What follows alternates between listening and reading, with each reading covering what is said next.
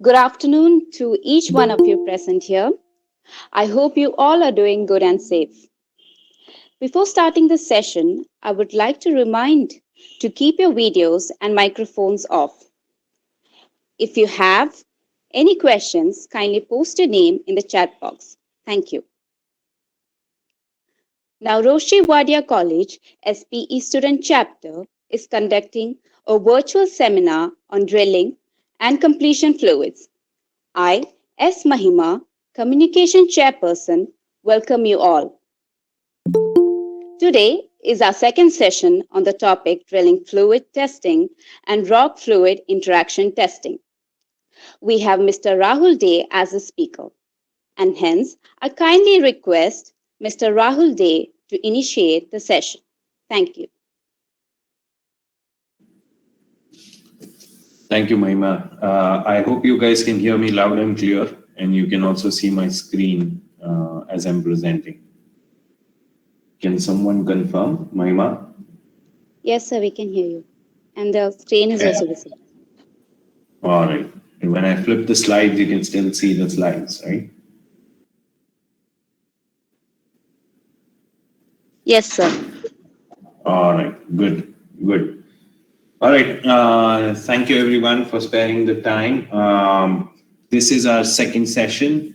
In the previous session, we had an introduction. I hope you guys remember what we spoke about.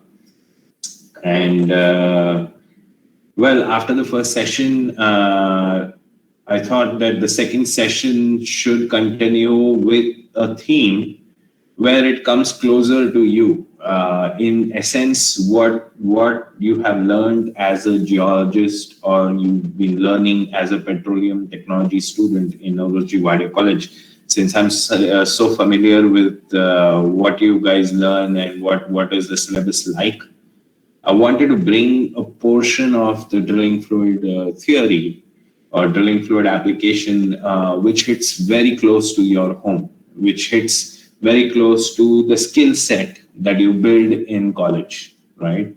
So rock fluid interaction is exactly how the name suggests. It is basically a drilling fluid interacting with a rock downhole, and how the interpretations go like when you are doing something at a very small scale in the lab, in a drilling fluid lab, with MI Swarco, with Baker Hughes, or with Halliburton, regardless of that.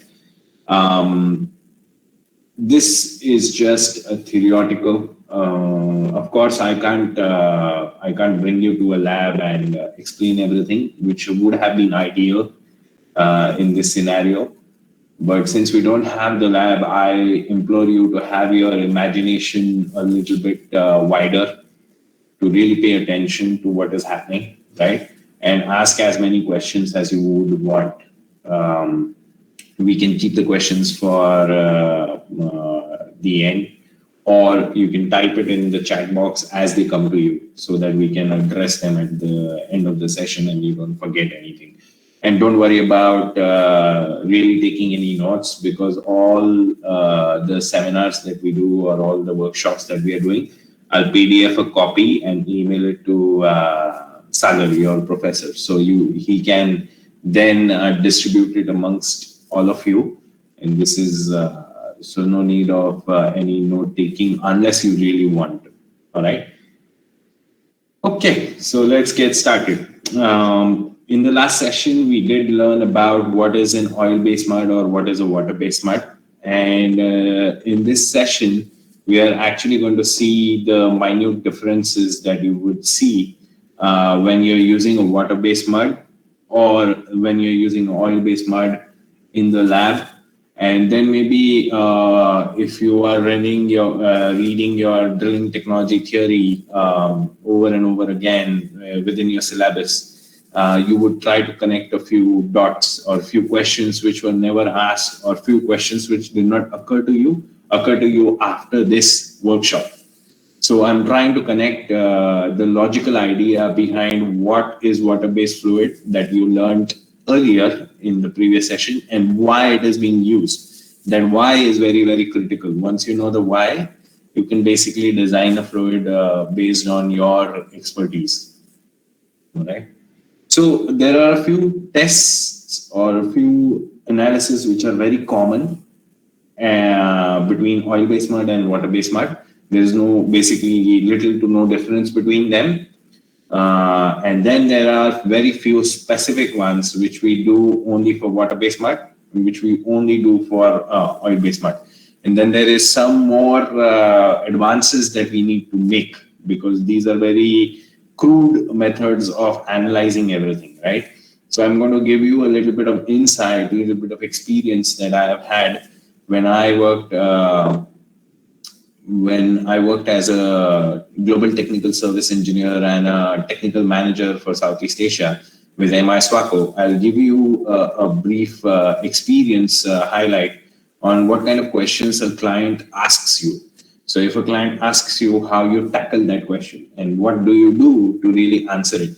Of course, these are very specific questions that were asked in very specific scenarios. So not all of the questions are applicable to you, but it just gives you a brief idea of what is the thought process. And that process is something which is very critical to learn. Forget about how the methods that I used. It doesn't matter in that perspective. But the thought process is logical, and I want you to understand the flow of the process. So let's get into the details. What is drilling fluid testing and who is it governed by? So it is very simple. Drilling fluid testing is governed by two standards which were published or which are being published and revised very periodically by API. I hope you know who API is the American Petroleum Institute. And I have also mentioned the standards that are applicable. So API 13 RP B1. Now RP means recommended practices. Always remember, API gives recommended practices only.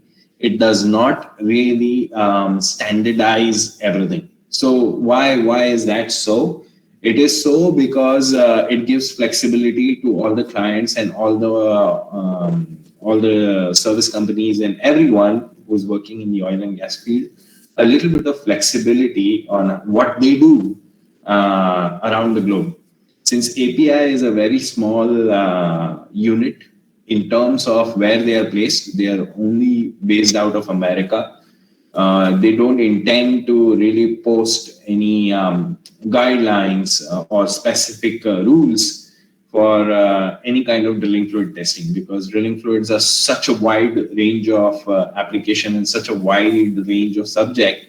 They don't even try to give you just a guideline. They give you recommended practices. It's up to you whether you accept it or not accept it. So it's not a norm. It's not a rule. It's just recommended practices. Now, there is a good understanding between API and IDC, that is International Association of Drilling Contractors.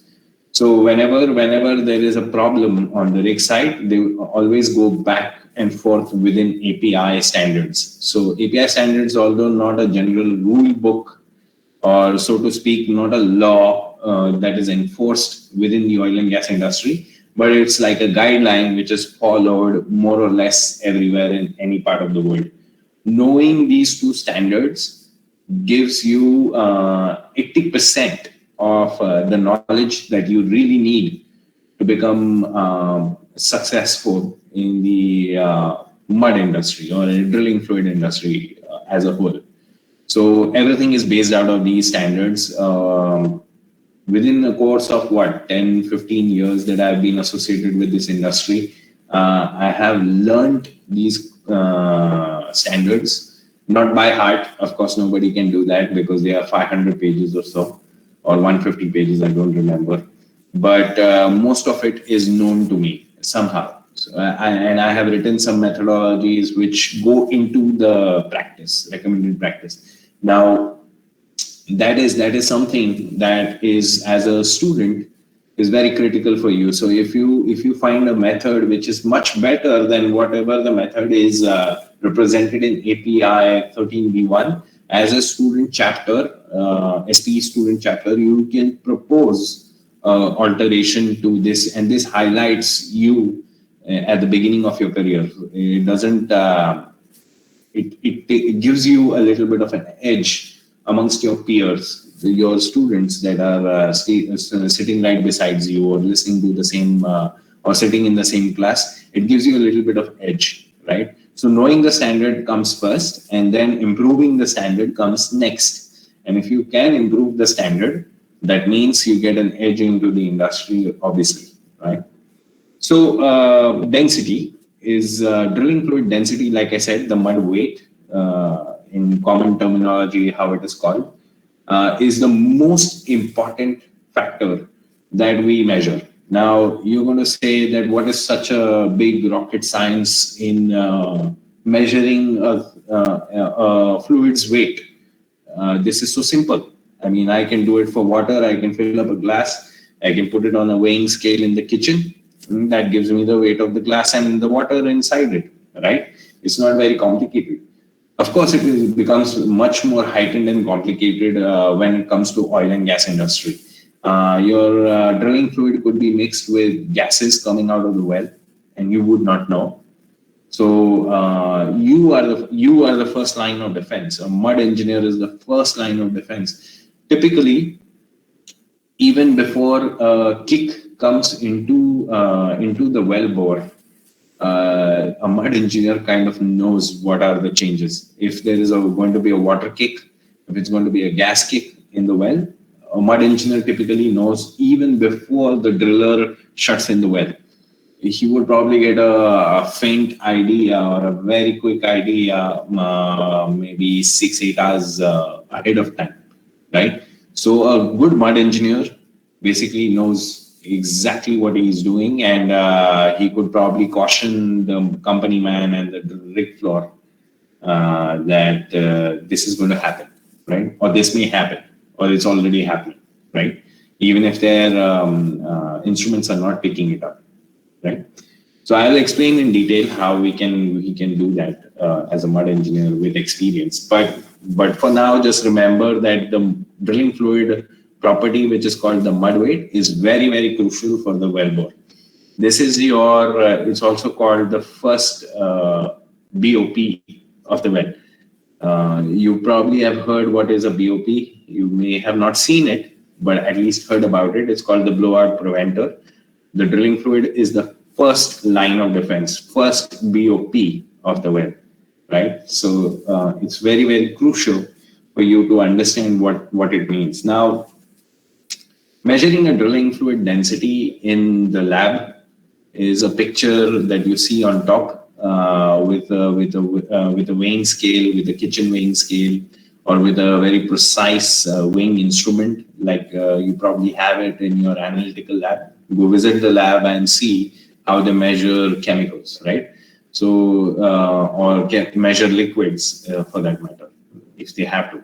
They do measure solids, and solids are the much easier part of measuring. But how to measure a liquid comes with a little bit of finesse and a little bit of solid instrumentation that is required.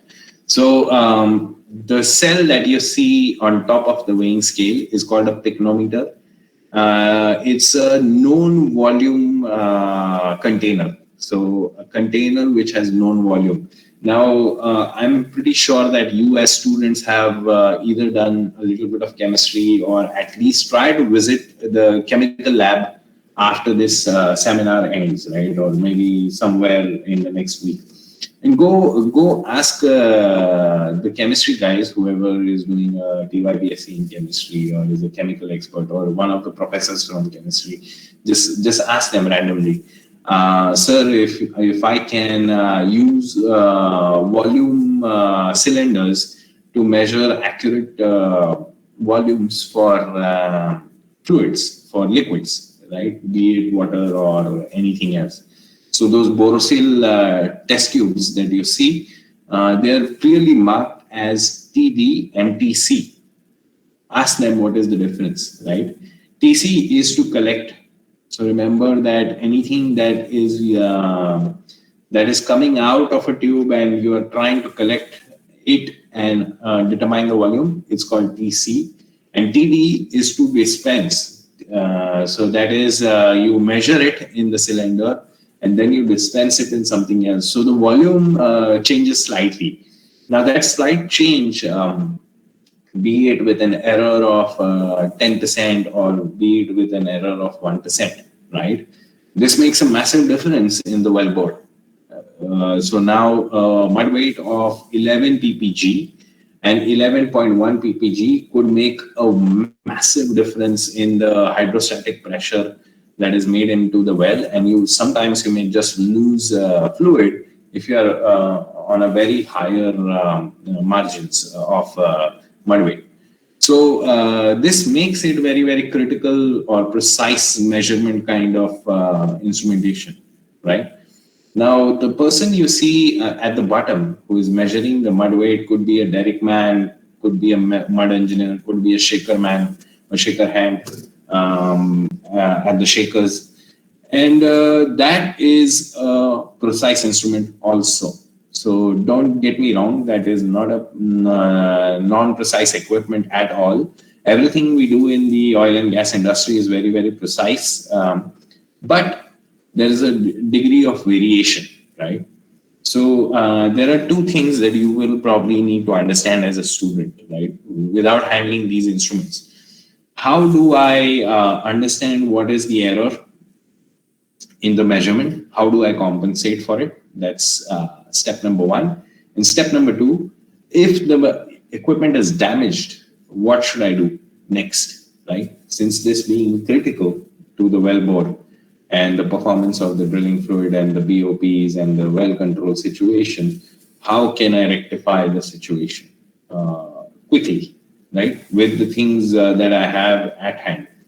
So in some cases, it is possible that you have a duplicate instrument in the warehouse or your mud lab, and you don't really need to do panic. You just replace the instrument and you're fine. Or in some cases, you don't have another instrument and you will have to panic. So which situation would you want to be in, right? How many backup instruments would you need, right? Those are the kind of things that you'll probably have to think about.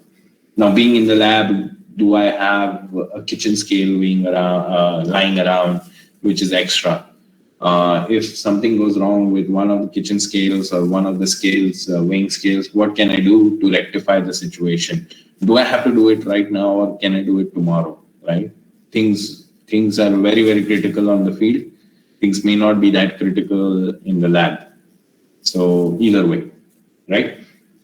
Now, also as a student, you need to understand units, right? Oil field uses SI units, sometimes American units, sometimes Canadian units. So there will be a lot of units that will be thrown at you when you become part of the oil field, become part of the professional industry.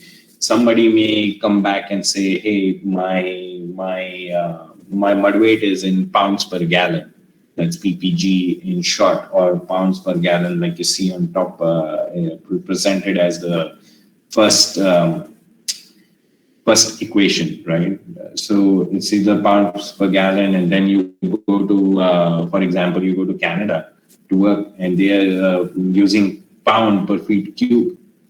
So, and then you coming to India, and maybe they are using kg per meter cube or gram per centimeter cube, and you go into China, they're probably using the same.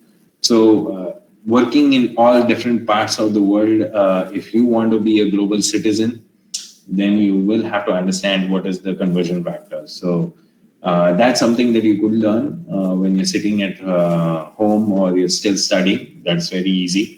Right? So that should be at the back of your hand before you even enter the industry, because that's how the language of communication is within the industry. All right. So let's move on to the next portion. Now, this one is something which is very specific to drilling fluids and completion fluids. You will not see this kind of equipment being used by anyone else other than the fluid industry. So when I say the fluid industry, that means drilling fluids and cementing also. With cementing, there are a few changes that we make, of course, because the nature of those fluids are completely different. But in broad categories, this is how we measure them, right? In very, very broad perspective.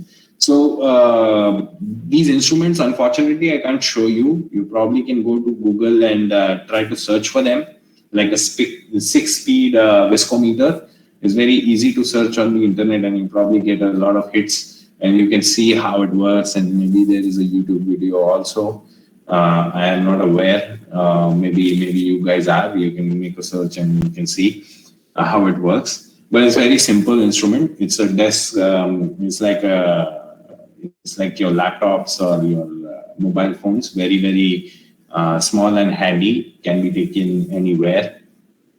And understand that in the previous years, in the 1980s, there were very few mud engineers that were available who were qualified to be a mud engineer, to be a mud engineer in the first place. In those scenarios, a single mud engineer is having his own truck as in those Ford F-150s or 250s, and then they are having a mud testing kit, and they put it in the back of their truck, and then they drive around to maybe, let's say, 10 rigs or 15 rigs, and they're doing these checks over and over again to ensure that the fluid is running properly. And that was the history.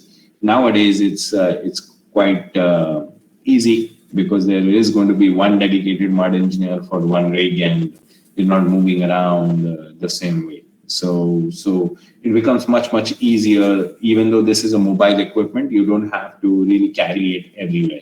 So that's the picture on the top. And the picture at the bottom is something that you use in the lab. And the unit is called, like you can see, the Grace 7500 by the picture. And the Grace 7500 is HT-HP rheology. Now, HT-HP, I think you all understand what the meaning of that word is high temperature and high pressure. So it basically is like a complete wellbore inside this white colored enclosure. Is like a well by itself and is behaving like a well. And now you introduce your drilling fluid into it, and then you apply the bottom hole pressure and temperature and see if the fluid breaks down, if it's separating out, if it's barite sagging, if it is separating into 3 different fluids or 2 different fluids, what is happening to it. All those things could be observed. Generally, you can see the temperature and pressure limit of this equipment. There are equipments which go even beyond, but they are very expensive, and not most of the people and most of the drilling fluid industry is not drilling any wells which are over 600 degree F or let's say 300 degrees centigrade. Geothermal wells are, but they have a very different drilling fluid technology, right? So in certain perspective, these 2 equipments suffice the need of the drilling fluid industry everywhere you go. It doesn't matter which company you work for. So there are a few more things that I have mentioned in the slide. If you can see the plastic viscosity, the yield point, the gel strengths, and these account for specific things that the drilling fluid is supposed to do. So a plastic viscosity is basically, in essence, the mechanical friction of a drilling fluid. Now, what is mechanical friction, if you ask me, and why it is very, very relevant? Mechanical friction of a drilling fluid is correlatable to how much drilled solids or how much solids are in the fluid. Now, take for example water from the tap. Has a very different plastic viscosity, right? It's very thin. But now you start adding, let's say, sugar, and you keep adding sugar to it, the viscosity will change. And with the solids introduced in the fluid, that fluid will flow a little more differently over the surface of the table, or it will become a little more thicker. Now, once that happens, that impacts the well. So plastic viscosity is the mechanical friction. Yield point is basically the chemical interaction. So if I add something to the fluid which is positively charged, what is going to happen to the fluid? And if I add something which is negatively charged, what will happen to the fluid again? So yield point is basically the chemical interaction and what is the chemical forces that you see in the drilling fluid. And now gel strengths are the static gels that you will see. Now 10 seconds and 10 minutes is normally done on the rig site very quickly. But there are 30-minute gels, there are 1 hour gels, there are 1 day gels, and it could get as complicated as you would think it can or it should be. So gel strengths, like I said, don't have a linear curve. They flatten out after some time. So if you want to understand where it flattens out for a fluid, then your gel strengths keep on going, right? Beyond 10 minutes, it goes beyond 30 minutes, it goes beyond 1 hour, and so on and so forth. Now, we've spoken about filtration in the previous seminar as well. And I hope you get a good picture by looking at the screen now, what filtration really means and what is the wall cake or what is the wall, the semi-permeable membrane that the drilling fluid really builds on the wellbore wall, which is very, very necessary, right? So if I have a very thick filter cake, what will happen? There will be a lot of mud filtrate invasion and a lot of shadow zone. So your logging cannot happen. Your wellbore quality goes down, right? If I have a very thin filter cake, you can see the mud filtrate barely goes into the formation. So what you need to build as a filter cake for your drilling fluid has to be always thin and a little malleable. Now, malleable is as in aluminium, right? Aluminium bends very easily. It has to have elasticness to it. It's like it's not exactly like steel, right? If it is very, very hard, it will break as when it becomes dry, right? So if it is a little bit elasticy, it will keep its form even if the wellbore gets dry, if it becomes dry for any reason. So a thin and very elastic filter cake is required, and that is measured by filtration control or filtration rate. So there are filter presses that work in the mud lab. You pour your fluid on top of it and you see how it filters out, right? Through a paper. A paper size is prescribed in the API recommended practices, and then you can see what it does. Now understand that just by judging the paper and the filter cake which builds on paper, it's not the know-it-all, says-it-all, and indicates everything that happens in the wellbore. We don't drill paper. So like I said, it's not homogeneous formations. Heterogeneous formations are there, right? So it behaves a little differently when it interacts with the wellbore, but it is a good indicator on how the fluid would be. So if you can see this picture, 3.4, figure 3.4, you can see that even in the same wellbore with the same drilling assembly that you're drilling with, and imagine that it is full of fluid, you can see a thin filter cake on top and then a thick filter cake at the bottom. That reasoning behind both of them coexisting in the same wellbore is just the formations have changed.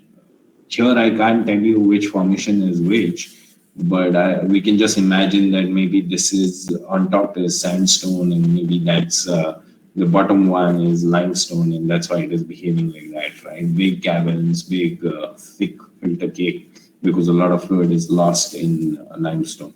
So it could be like that, right? So always remember that the paper is homogeneous, right? What you are seeing is for homogeneous effect. What you will be experiencing is a heterogeneous effect, and that's where the finesse of handling a mud system comes through, right? That's your experience. That's what it means. So I told you that there is a filter press which works in the drilling fluid industry. So on top in black and white, if you see that filter press is generally used for a water-based mud. The I hope you guys can see my pointer where I'm pointing to, because otherwise it will become very difficult. Hold on, let's see if I can make it better. Yeah, I hope you guys can see my pointer. Can someone confirm that they can Yes, see the sir, we laser can pointer? see. All right. So yes, okay. So this makes the explanation a little bit better. This is the water-based API filter press. Why API? Because the dimensions are set up by API standards. Dimensions of what this test tube is going to be, how much is the height of this fluid, how much fluid do I fill in here, what kind of paper I use here, so what kind of pressure I use here, everything is defined in API. So it's a very standard API test. I pour the fluid in this receiver, and then I apply 100 psi on top, and then it filters out. So clear filtrate is coming here, and then a mud cake is building right here on paper, and rest of the fluid remains behind here. All right. So this filtrate actually tells you a whole lot, and I'm not going to say this, but I can say that if I am a very good chemical analyst, and if I have good knowledge about GCMS, gas chromatography, mass spectroscopy, I can basically reverse engineer this fluid by just looking at this. So if I can analyze this chemically, I can understand what was in here. And this is the thing that this filtrate is the thing that actually goes into the wellbore. So me knowing what are the constituents are very necessary. So do you think that this filtrate is only applicable or only relevant to me as a mud engineer? No, not really, because a wireline logging engineer would like to know what this is, what is inside it, how to correct for his logs, right? So he takes this filtrate, he calls me up and he says, "Hey, mud engineer, can you do me a favor? I'm going to run a wireline log 24 hours later, right? We pre the well. I want to run a wireline log and I want to understand what kind of filtrate you are having so I can correct my logs accordingly." So I can tell the logging tool what kind of interference they may see. I can filter those interferences out of the log, right? To make it better. The quality has to be better. So what I do, I take the filtrate and I take it to his lab. What he does a small test, checks for minerals, right? They have those litmus test papers and they have mineral test papers and they test for minerals. And if the minerals come out to be negative, what they do is they have their probes and they will introduce this filtrate on the probe and see in their software what kind of readings are they getting. And then they will tell their software to filter out these readings completely. So basically, the wireline tool, when it goes into the wellbore, it knows that this is the filtrate that is going to be in the rock. So I have to just ignore these signals, right? These signals are not for me. So those kind of rudimentary things can be done with just a simple water-like substance, right? So it's so critical to know what you're doing.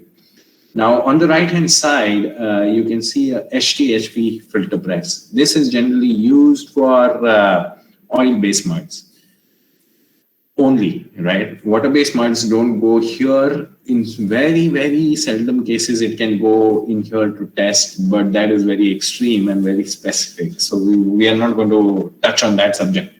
So water-based mud is here on the black and white picture, and oil-based mud is on the colored picture. Now this oil-based mud kit, this holds about 500 psi in these two pressure gauges, right? In between these two pressure gauges. So this becomes a very hazardous test for any mud engineer. So when you start doing mud engineering, or if you are hired as a mud engineer, always remember that this is a bomb. This is truly, speaking, a bomb. And if it explodes because of some of the odd reason, somebody is going to get hurt very seriously. So I'm going to tell you what happened in one of our labs. It's a very tragic, that it happened to a very new person who had joined MI Swaco in Houston. And she had come over from Brazil, and she was trying to run a test. And this top part blew, and her hand got pierced through and through. It was like a bullet going through her hand. Well, to be honest with you, that she was doing something which was very, very dangerous, and she was new to the industry, and she should have taken it easy. She should have just asked for help from someone who has experience. So that's something that I want to really, really coach in that perspective to you, that if you feel uncomfortable doing something, just step away. Your life is the most important thing in the world. And there is no amount of work or money that you should risk your life for, right? And it's an undue risk that you take here by doing this. So her hand got pierced through and through, just like a bullet. And well, thankfully, her hand and her motor skills, her fingers and everything are still fine, was still fine after surgery, but there were scars, right? So again, she went through a surgery for what, 6 odd months, paid by MI Swaco, of course. And she went through surgery, and she was fine after that. She had her motor skills, and she had all her fingers, everything was fine, except a scar, big scar at the center of her hand. So just be careful. To put things in a bit of more perspective, I'll tell you what, if you ride your moped or if you ride a motorcycle, look at your tire, right? The wheels, the tire is inflated to about 40 odd psi, and if it has a puncture and it happens to blast, you can imagine the sound that comes out, right? That comes out to be so loud that as if a bomb went off. And this was 500 psi. This holds 500 psi. So about how many times higher than 40 psi, you can do the math, right?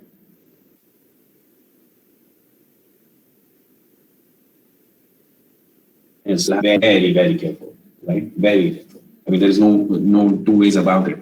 This can kill people if you're not very careful about it. So apart from that, the same idea goes into this. The pressure differential is 500 psi, like I said. The filtrate comes out. Generally, the filtrate is colored, is a lot darker than compared to water-based fluid. That does not indicate that the fluid is very dirty or the fluid is very damaging to the formation and stuff like that. That's a misconception. It's just the nature of the chemicals that you use, right? So one against the other. And now what you see at the third one, and that is right at the bottom, with the person who is trying to collect the same filtrate, is called a permeability plugging test. Now, this is generally done for two things: for reservoir drill-in fluids, which we are going to talk about in the next session that we do. And then there is the other one that we do for bridging efficiency. So if I can bridge a certain fracture efficiently with material, right, with different sizes of material. So those are the two specific tests that are done in the permeability plugging apparatus, PPT in short. And I'm giving you these terminologies so at least you can go ahead on the internet and read about it, right? So and take these short forms and take these long forms and just go on Google and search about it, and you will see what it does. And there are videos and stuff explaining it in more detail than what I have done right now. Now, what is an alloxide disc? These two operate on paper. the HTHP and the water-based fluid API filter press, right? So remember, these two operate on paper, but the permeability plugging apparatus works on an alloxide disc or a ceramic disc, which is manufactured, right? It is not real, it's manufactured. So that means a specific size of material is chosen, a specific type of material is chosen to make those pores behave as if it is the reservoir.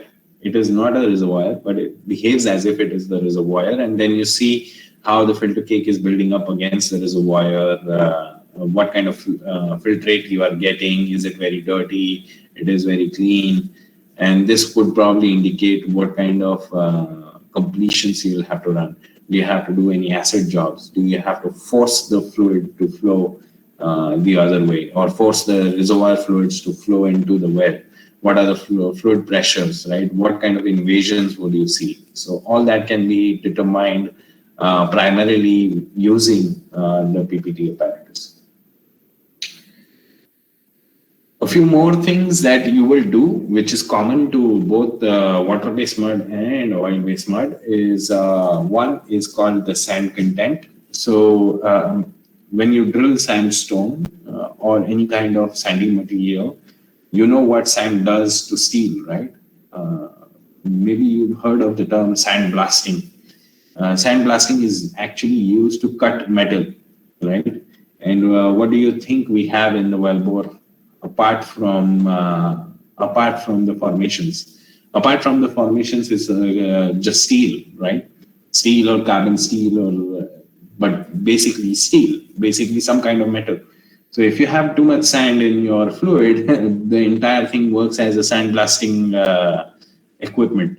It will cut off. I've seen pumps, mud pumps being destroyed by sand. I've seen drill pipes being cut off through and through with sand, right? I've seen drill bits being damaged by sand. So monitoring the sand content becomes very, very essential in any kind of drilling fluid, right? It's done in water-based. It's also done in oil-based. Oil-based is a little difficult to do, to be honest with you, just for the sole reason on how this test is. You can read in more details when you get your hands on API standards, but both can be done. Generally, it is done on water-based mud, because oil-based mud is much more lubricious when compared to water-based mud. So sand damages in oil-based mud are very rarely seen, but it can be run in both of them. Now, solid analysis. This is to understand how much drill solids have we taken as a contamination. Have we taken any crude oil contamination? Have we taken any gas contamination? What is happening to the fluid overall? All that can be checked and understood with this mud rate dot. Now, here you are exposed to 950 degree Fahrenheit. So this heating chamber that you see is heated up to 950 degree Fahrenheit. For perspective, is 510 degree C. If it is more than 100 degree C, you can't hold that thing, right? I'm pretty sure 100 degree C is very hot. You have 5 times of that right here.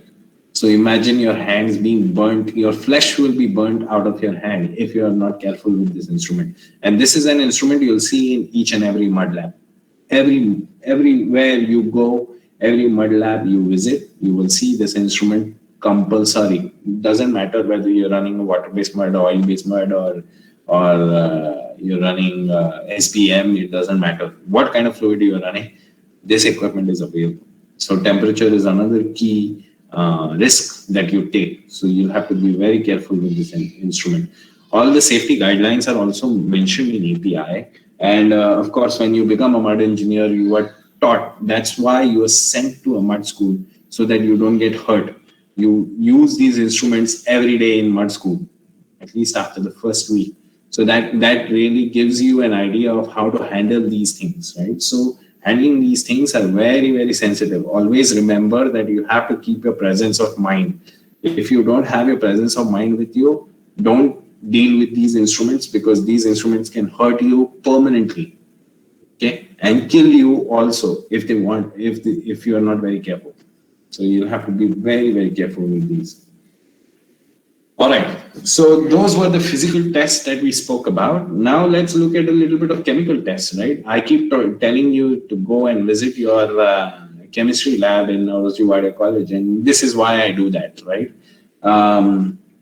I think a hardness test, or how to find out the hardness of water, is very well established in our syllabus. I think we did that test maybe in school, not in college only.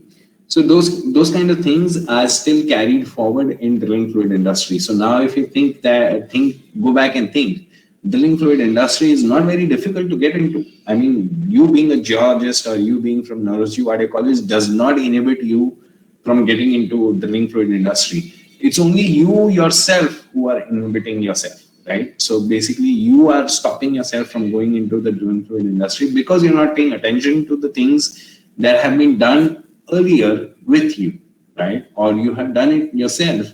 You probably don't remember it, right? You have moved on. Is because now you're doing petroleum technology does not mean that you forget what you did in 10th standard or 9th standard or 5th standard, right? It doesn't matter. So these kind of tests are very simple, very rudimentary. You can run it whenever, wherever you want. Chloride test, for God's sake, we do it for our own home tap water. When your mother says our fluid or our tap water is very, very salty, I mean, that's probably because it has a lot of chlorides, right?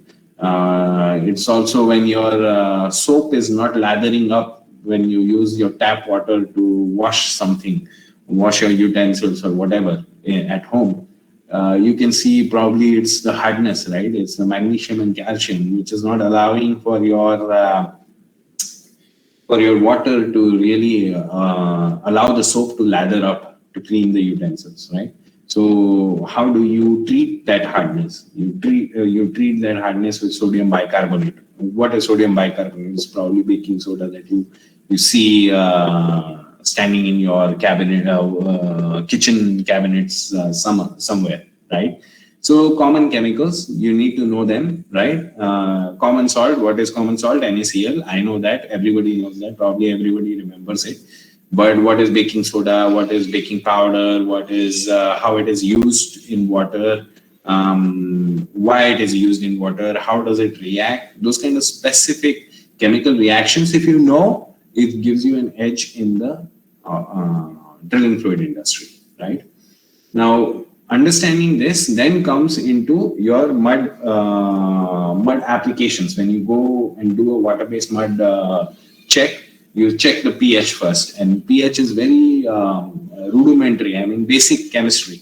So these are all basic chemistry tests that you can do, right? So remember, pH, total hardness, chlorides, these are the tests that you are already running.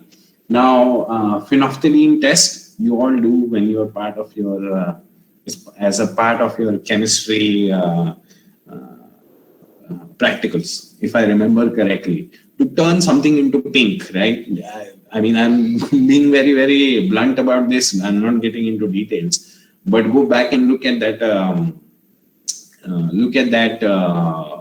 Practical.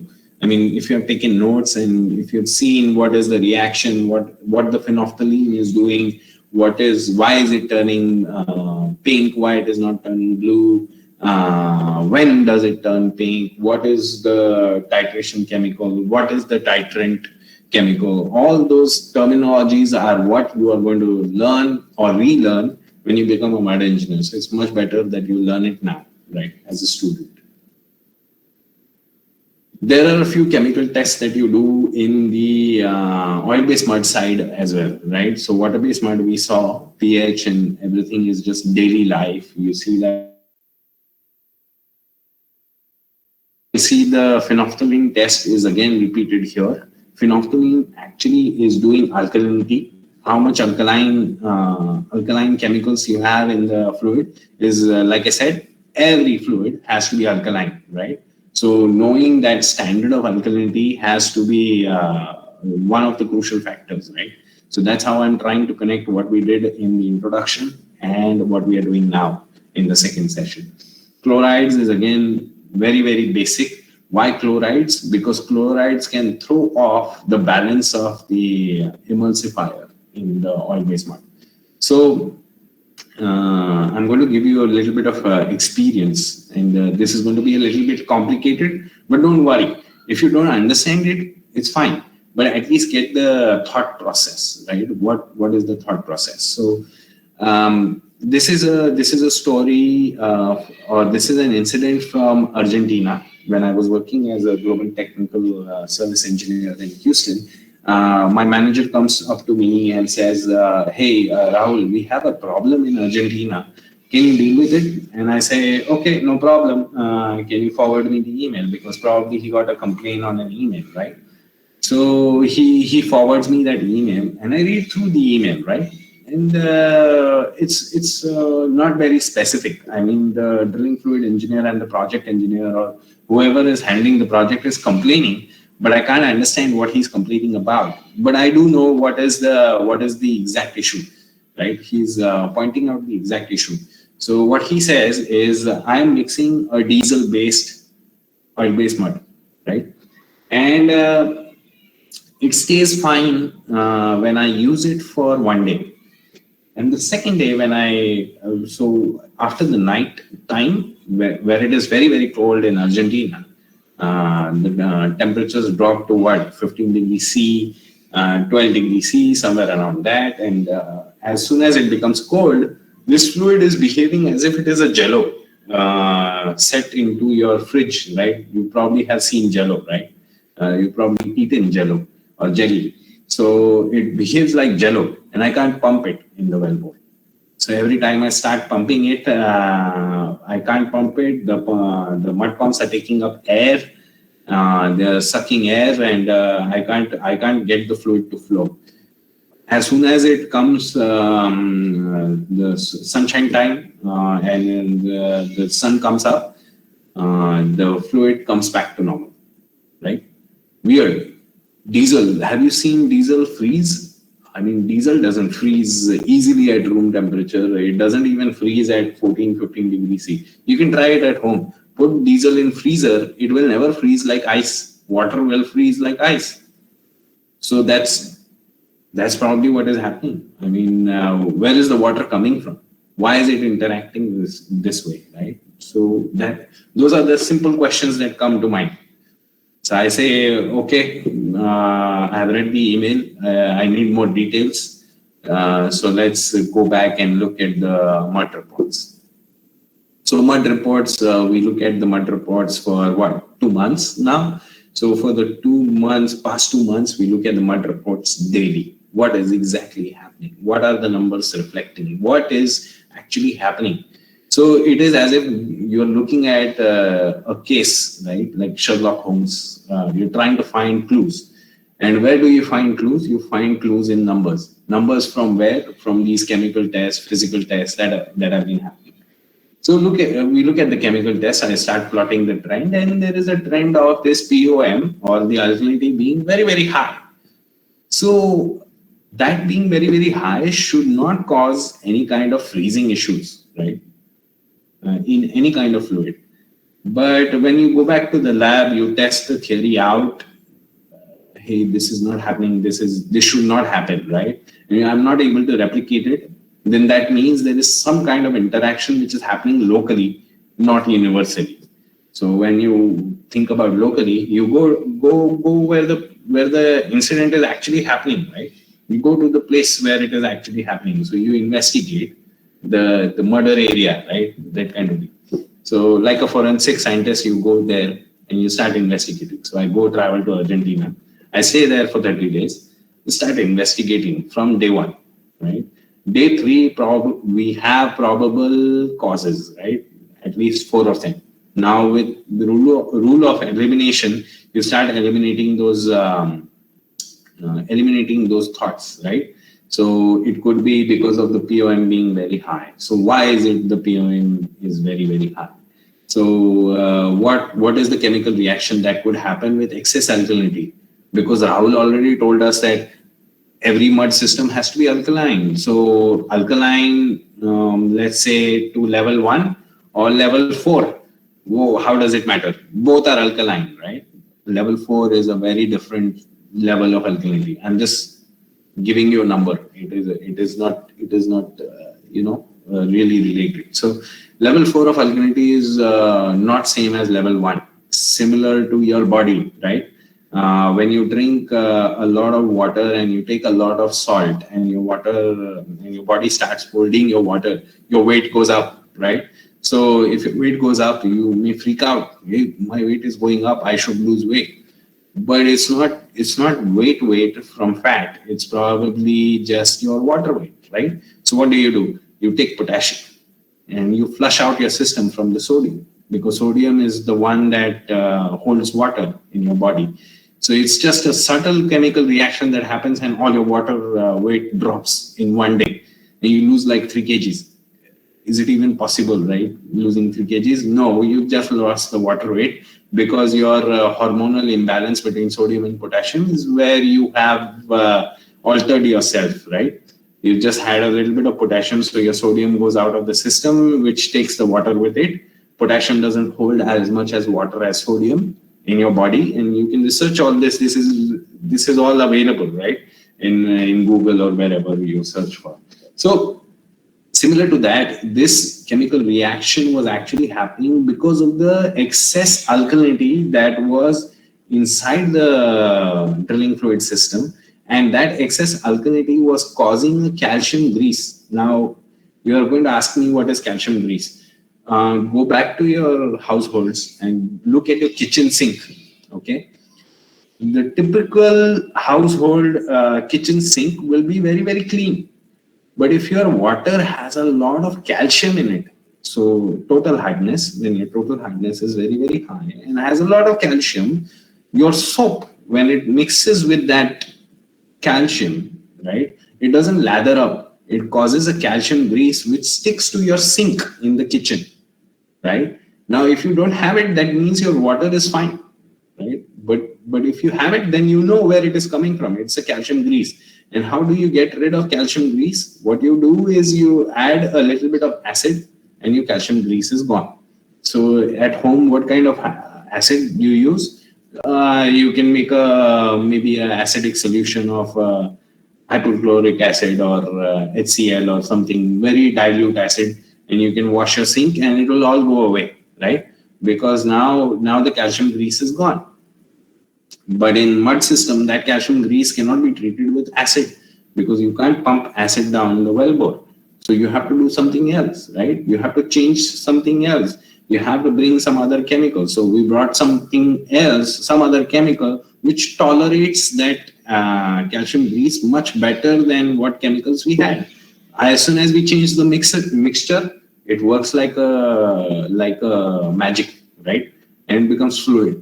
And then it flows all day long, no problem. So you switch the chemical. So this is how you make the connection, right? And I'm giving you a very broad example. This is just one of them. There is also a paper about it, impact of biodiesel on drilling-based fluids, written by me on AD. That means American Association of Drilling Engineers. So you can go back and read that article if you want to. It's not, you won't find it on One Petro. So don't look for it on One Petro because that is related to SPE. Go ahead and look for it in American Association of Drilling Engineers and you'll find that paper of mine. So again, why these are being tested, there are specific reasons to it. Now let's look at how the rock and how the fluid interact with each other. And this is where your mind of a geologist comes through, right? If you understand this reaction, you can design the fluid in a certain way. You can also become a rock geologist for drilling fluids, right? These guys hire people who are geologists, but with focus towards drilling fluids. Everybody hires them, right? Everyone, Shell, BP, MI, everyone around the globe hires them. You generally work in the lab scenario, and you do these kind of tests, the tests that I'm showing you right now.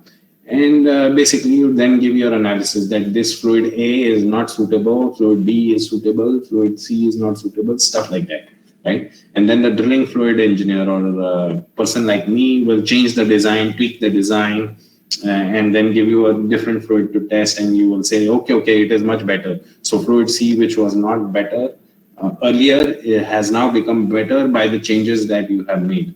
So now I can go to the field and test that theory out. So stuff like that. Now, this is a crude accretion test. This is a steel pipe. It's trying to behave like a drill pipe. And if you want to see a drill pipe like this is a big no-no. If this happens on the rig side, you as a drilling fluid will get a lot of headache. I mean, a lot of questions, a lot of headache, a lot of answers to give, right? You don't want it to be looking like this. You want it to be looking like this, generally, right? So oil-based mud, water-based mud, this is how you decide. Whether I go for water-based mud or oil-based mud, this is how you decide, right? Now, dispersion. We spoke about dispersion or dispersed systems, right? And you can now see the theory behind it, that if I have samples like this, this is a non-dispersed system. If I have the same cuttings become like this when I have a dispersed system, whether I should have a dispersed system or not a dispersed system, that is a broad decision based on economy. What is the economics behind drilling the well? Do I want a dispersed system? What are the pros and cons? Stuff like that. But in essence, this is how it looks, right? So when you test it, I've given you the steps of what the test is all about and how it is done. So read through them. This will give you a very brief idea. Of course, the best way of learning is by doing it by yourself. I can't help you with that, but I've given you very key highlights on what happens with these tests. And this is how you build your geology into a drilling fluid, right? Your geology knowledge ties up into a drilling fluid exactly like this. Bulk hardness. Now, hardness of a cutting is very, very essential. You go to the shakers, you are a sample catcher. If your cuttings are very, very soft and they're disintegrating on the shakers by the shaking motion, I mean, you're going to go start complaining, "Arey yaar, ye kya drilling fluid hai? I'm not getting a single cutting," right? Everything is just mush. It's mushy all the time. I can't get a single cutting to look like one solid structure. So I don't know what is happening downhole, right? This is the complaints that you will see. But if you get a very hard cutting which is dry from the inside, that means the drilling fluid is really working very well. So that means there is the cutting is being imparted with artificial hardness because of the inhibition of the drilling fluid, right? So this bulk hardness deal is just similar to what guys in mechanical engineering do. If they want to find a bulk hardness of a material, what do? They just grind it, right? And see how it is, how much torque you're getting, right? It's simple as that. We just measure the torque. We expose the cutting to the drilling fluid and then expose it to this machine to see what is the torque. If it is very, very less torque, it will come out like spaghetti. Spaghetti is really bad. This drilling fluid did not inhibit the cuttings enough. If you get it like a pellet and it still it keeps going, that means the drilling fluid interaction is very, very inhibitive. And that is how your wellbore will be very rock solid, very slick, very sleek. So your casing and everything will go in really well, really slick, no problems. If you see spaghetti, it's going to be a big trouble, right? Your casing will get stuck, your drill pipe can get stuck, and it is going to be very difficult to maneuver around in the well, right? So different fluids have different bulk hardness results for different fluids. So even the same cutting could behave very, very differently, and that's how you compare, right? Do I want fluid number 1 or fluid number 3? Or can I work with fluid number 2? So fluid number 3 is very, very cheap. And fluid number 1 is $50 more expensive, and fluid number 2 is $300 more expensive. So can I live in that well with fluid number 1? Can I make do? Or do I really need fluid number 2, which is $300 more expensive, right? Or can I work with fluid number 3 and forget about it, and the well will look like I intend to look like a telescope, and it will probably look like no telescope. It's just ragged wellbore walls, and I won't get any kind of casing. I won't get a good cement job. I won't get anything, right? So I have to make a decision, or client has to make a decision depending on this, right? Now we are getting into more, theoretical tests and more advanced tests of how the rock fluid interaction really takes place. Does the fluid, after exposure for 24 hours, 37 hours, 72 hours, does the rock really expand? If the rock expands, that means you won't be able to case the well. I mean, if you drill the well, that's fine. You take a trip out, you make a trip out, and now you're starting to lower your casing. On a deep water rig, this operation that I just described in 2 seconds could take 3 to 4 days, easy. And if within that 3-4 days, the rock and the fluid, the rock at the bottom and the fluid at the bottom are interacting in such a fashion that the rock is expanding, that means your casing is never going to reach the bottom. It's going to get stuck, right? So we don't want that. So basically, you expose a pellet of rock to a fluid, the same rock. So when you get a core from one well and you're doing a development program, so you start doing studies, right? You give a pellet to one of the drilling fluid guys and you say, hey, can you run a linear swell meter test on this, or LST, like they call it in short? Can you run a LST on it? And you do a LST and you try to tell them, okay, this kind of fluid is good, that kind of fluid is bad. And this is the place where it actually happens, where the test actually happens. And this is the place where you make the pellet. So you take the rock cuttings or a rock core, you cut it specifically into that pellet size. You hydraulic press it so that you remove any kind of excess moisture. That is very, very necessary, especially when you are running a water-based fluid, because any kind of moisture then will attract all the other water particles, water being polar, and then artificially swell, right? Which is not really true. So at pressure at the bottom of the well, the rocks may not be able to give off their water content because it is under so much pressure, right? It's trapped inside. So we remove the water droplets by crushing the pellet here and then expose it to the fluid right here in this equipment for whatever prescribed hours that we want to. It could take 7 days, it could take 10 days, it could be 25 days, it can go on and on, right? Not for a year, of course, but yeah, it takes a lot of time to do this test, although the test is very, very simple. And you can attach multiple units together to make one unit where you can run 8 comparisons or 6 comparisons. Right now, you can see it as a 2-step setup. 2 pellets can be run simultaneously. So we can run 2 fluids, 2 different fluids, or 2 different pellets and the same fluids, either or. It doesn't matter. So you can have a combination of 4, 6, 8, and then keep going, right? That way. So that's how a linear swell meter result looks like. These are the amount of fluids, 1, 2, 3, 4. The amount of time that the fluid was exposed to that same pellet. So fluid number 1, that is the green line, you would see that it is almost flat. So basically no swell, right?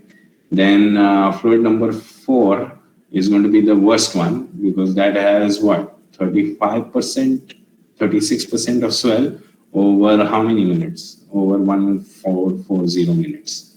So I would pick the green line or the green fluid, whichever that fluid was, right? So it just gives you a graphical representation and very quick analysis. With that, we end our session number 2. Throw this out for questions. Thank you so much, sir. Now, those who have questions, please post your name in the chat box. Prajwal. Hello, sir. Good afternoon. We saw some instruments today in this presentation, which establishes the bottom hole temperature and pressure in that. So my question is, what material do we use for the preparation of these instruments, and what are the systems which establishes this bottom hole temperature and pressure? Okay, good question. The material used here are composite materials, right? Basically, the unit is made out of more or less carbon steel, and then a little bit of alloys, non-magnetic, of course. Then when it comes to building temperature and pressure, it's fairly simple. Pressure and temperature both are built up with oil, right? So you see these steel lines or braided steel lines that go in and out of the unit. Those lines pump oil, right? So hydraulic pressure, they build hydraulic pressure. So hydraulic pressure is built down to bottom hole pressures that you can program. So if I say 15,000 psi versus 30,000 psi, I'm going to be two different pressures, and those pressures are built with hydraulic oil. And now there is a different kind of oil that is heated up in a reservoir, which is enclosed in this unit. So you don't see the heat. It's boiled and then pumped over on top of the unit, right? So that the unit which is enclosed within that unit. So this white color has a built-in unit inside, which is you dismantle it, load it up with drilling fluid, and then close it out. That is artificially heated, like a heating jacket, just as if you are feeling cold and you wear a jacket on top to control your body temperature. It's exactly that. So hot oil is pumped around the enclosure to make it to a certain temperature, right? So how do they regulate the temperature and pressure? Those are built-in sensors in that white color enclosure. So once you program it with your laptop, say, I'm going to have only 150 degrees C in this and 15,000 psi. That is the maximum. So once it reaches the maximum, only then it will take the measurements. So it will take some time to build up that pressure and temperature. I hope that answers the question. Yes, sir. Thank you. Thank you, sir.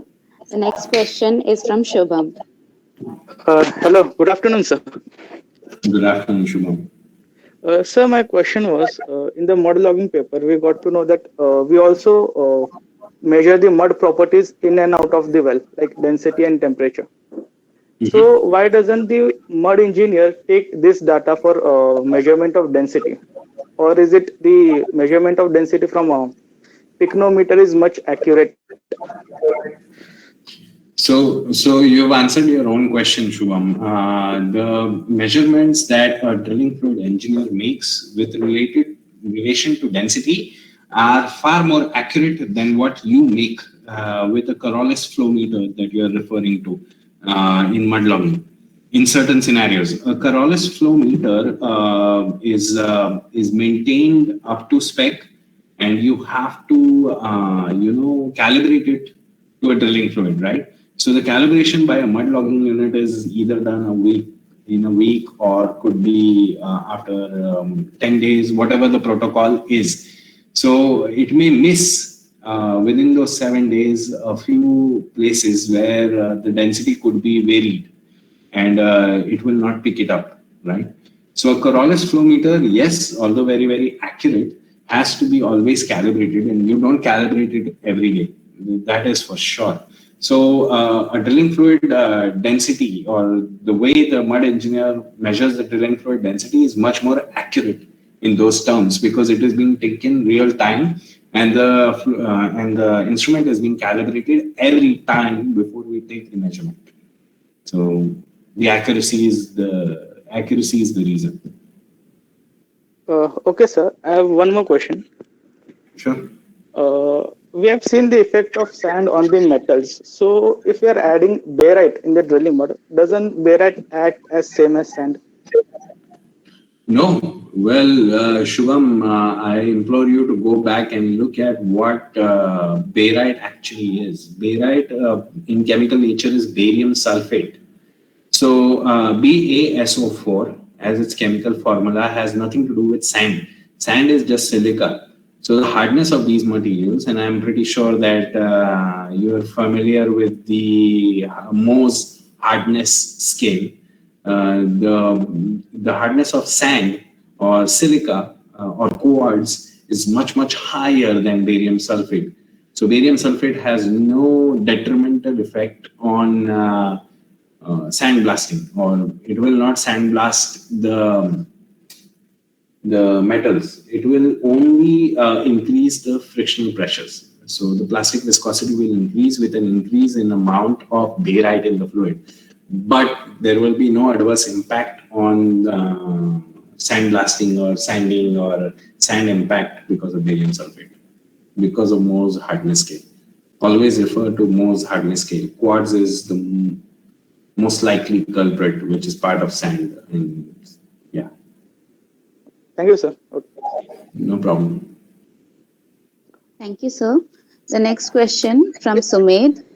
How do we introduce the property of gel strength in drilling fluid?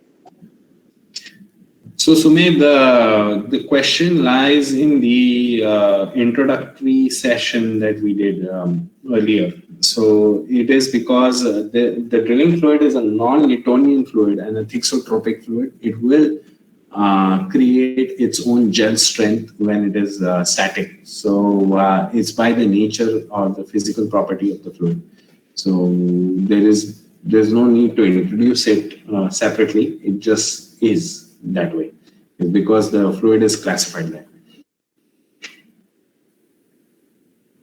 way. Did that answer your question?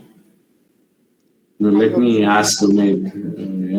Let's see if Sumedh can answer, or put it in the chat box if he has a follow-up question to that.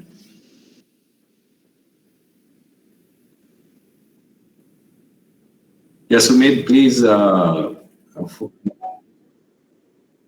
All right, no problem. Yeah, let's get to the next one. Moving on to the next question from Ankush. What type of drilling mud do we use while drilling in abnormal pressure zone? All right, Ankush. So the straight answer is all types. It does not matter what the abnormal pressure zone or what is that abnormal pressure, because it's all related to mud weight. So water-based mud, oil-based mud, whatever you choose can work in all those regions. The more important factor is how the rock is interacting with the fluid, if it is reacting in a chemical nature or not. If it is non-reactive, the problem is not amplified. So if you encounter an abnormal pressure, let's say for 5,000 psi higher than what it is, all you have to deal with is the amount of weight you have to increase to keep that pressure zone in control. All right. So this is when I'm talking about a normal pressure zone being higher than all the other zones, right? And we will deal with the lower zone in the next part of the answer. But higher, we're only talking about the higher. So if the fluid is interacting with the rock and chemically interacting, then you have two folds of a problem. One, you have to control the mud weight. Second, you have to control the chemical reaction, right? So in a sense, it's much better to deal with only one problem, that is the higher pressure and just the mud weight. So that's how you do your selection first of the fluid. Now, coming to the low pressure zones, if you have low pressure zones, that means your drilling fluid is going to get lost into the formation. In that scenario, you will have to have adequate design for loss circulation material and or wellbore strengthening material into the design so that you stop that from happening. So basically, the selection of the drilling mud or drilling fluid does not weigh completely on abnormal zone. Abnormally pressure zones is actually related to what are the constituents or what kind of abnormal pressure zone you will see. So all types will work in all types, not an issue.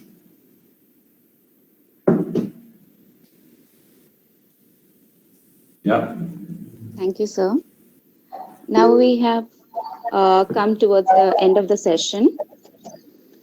I call upon Shubham for vote of thanks. Thank you, Mahima. First and foremost, on the behalf of the Navroji Wadia College SP student chapter, I take the opportunity to put all my gratitude in words. I would like to thank our speaker, Mr. Rahul Dey, who has taken out valuable time from his busy schedule to share a vast knowledge. Sir, your talks were very informative that kindled a renewed enthusiasm in us. On behalf of the entire SP group, I would like to express my heartfelt gratitude for your presence and inspiring words.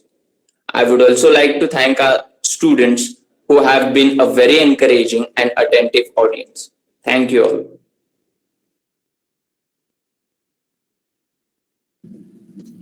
All right, thank you, everyone. If you have any other questions, I'm fine. We can still take that further, or you may send it via email to Sagar, and he can forward it to me.